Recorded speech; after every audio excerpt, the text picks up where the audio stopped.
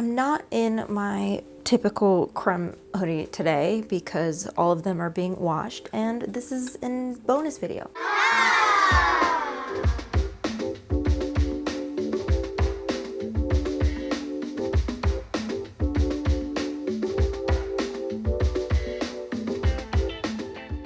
Welcome back. Today I'm giving you guys a bonus video on all of the equipment I use. So I'm going to break down the equipment I use in the order that I use it. The first thing that I would recommend is getting yourself a good kitchen scale, because if the recipe is in grams, you want to make sure that you're using the precise amount. You take your bowl, you put it right onto the scale, you set the scale to 0 so it's not adding the weight of the bowl to your mixture, and measure your ingredients. I really like the Escali scale because they come in colors, and all of these scales that I use are digital. The next thing that I like to focus on is bowls, because I get a lot of questions on what bowls do I use. I use either stainless steel or glass bowls. I think Anchor makes a really great set of glass bowls. I use the largest one to mix my dry ingredients in with my wet ingredients, and the rest of the bowls I'll divide and color my batter into. You can also use a stainless steel bowl. They're much lighter and easier to use than heavier glass. I would recommend getting a stainless steel bowl with a silicone base so you have more control when you're mixing your French macaron batter.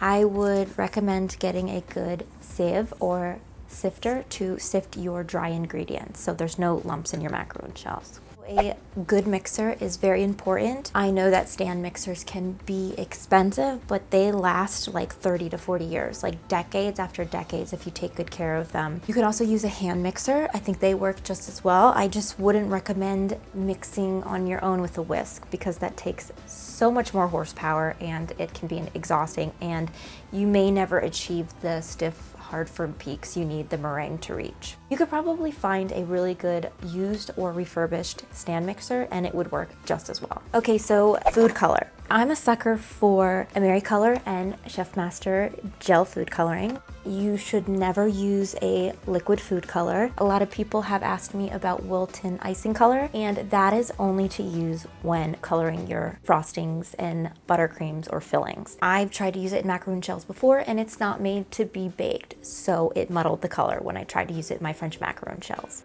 Tools. I love me a good silicone spatula, and you want it to be nice and firm. You don't want a flimsy spatula because you risk deflating your meringue and over mixing your batter. I really like these small offset spatulas when I'm removing my French macaroons after they're being baked. You can also use larger ones to remove them as well. Piping tips. I get a lot of questions on piping tips. I would recommend using a 1/4 inch round tip or a 1/2 inch round tip for more control until you're more experienced. When piping my French macaron shells, I think Atco makes really great tips. The number 807, 808, 809, and number 10 are all great round tips by Atco. Chiasso also makes a really good round tip piping set on Amazon, and I used the 3 largest round tips from that collection. Pastry bags. The flimsier, the better. I find not being able to have as much control with the thicker bags. I love these thin disposable bags.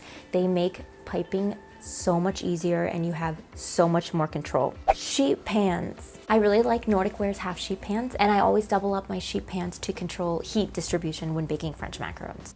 Also, thank you to everyone for taking the time to give me tips on how to clean these bad boys. I love you for it. Our next step is parchment or nonstick silicone mats.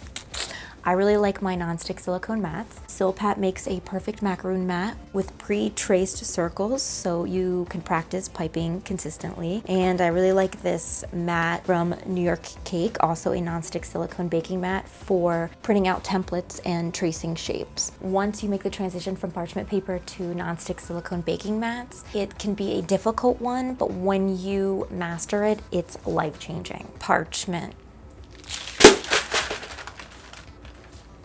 Okay, ovens. People ask me a lot of questions about which ovens I like to use. I use a conventional oven, which means there is no fan feature. The oven that has a fan feature is called a convection oven, and I've been hearing a lot of people having problems with the fan feature because it bakes for lopsided French macarons. If you have a convection oven, then I would recommend turning the fan feature off if you can. And lastly, Thermometers. I would absolutely advise on purchasing an oven thermometer for your ovens. I would get two, one for the back, one for the front, and I really like Rubbermaid commercial oven thermometers. If you're doing the Italian meringue method, I would also recommend getting a candy thermometer. I'm not too keen on the ones that go inside and stick to the pot. I really like the digital ones that are also used as meat thermometers.